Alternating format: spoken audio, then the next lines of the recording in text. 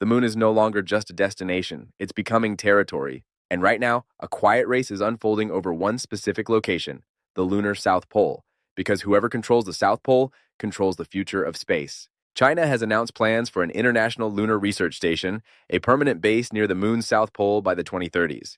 On the surface, it sounds scientific research, exploration, international collaboration. But look closer. The South Pole isn't random, it contains something priceless water ice. Buried inside permanently shadowed craters are deposits of frozen water. And in space, water isn't just for drinking. Water means fuel. Split water into hydrogen and oxygen, and you have rocket propellant. That means spacecraft could refuel on the moon instead of launching fully loaded from Earth. And that changes everything. Right now, every mission leaving Earth must fight gravity. Fuel is heavy, launches are expensive. But if fuel is produced on the moon, you create a staging ground for Mars, deep space, asteroid mining, permanent expansion. The moon becomes a fuel depot, a gateway, and possibly a strategic high ground. Because the South Pole also has something else rare, near constant sunlight. Certain ridgelines receive light for most of the lunar year. That means stable solar power, essential for any permanent base, water plus power plus position. That's why both China and the United States are targeting the same region. NASA's Artemis program aims to land astronauts near the South Pole soon. The U.S. is building partnerships through the Artemis Accords. China, meanwhile, is working with Russia and others on its own base concept. Two visions, two blocks, one location. Now here's where it gets interesting. The moon isn't governed like Earth.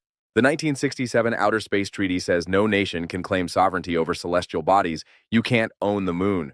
But you can operate there, you can build, you can extract resources, and if you're the first to establish permanent infrastructure, you gain leverage. Control of landing zones, control of logistics, control of refueling capability. No one is talking about military bases on the moon.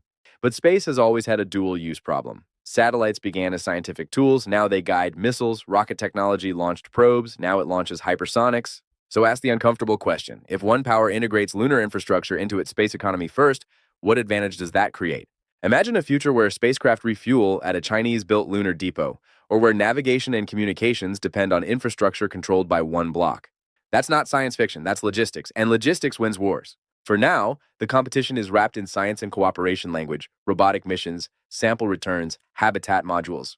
But beneath that is something older, high ground. Throughout history, whoever controls the high ground controls the battlefield.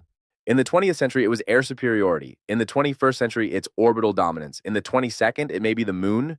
Because once permanent infrastructure exists, it's hard to dislodge. Bases expand, supply chains lock in, economic dependency grows. And suddenly, the moon isn't just a place humans visit, it's territory humans rely on. The race has already started. The only question is who establishes permanence first, and when that happens, space stops being neutral. If you found this breakdown interesting, like the video and subscribe for more deep dives into the technologies reshaping military and space power.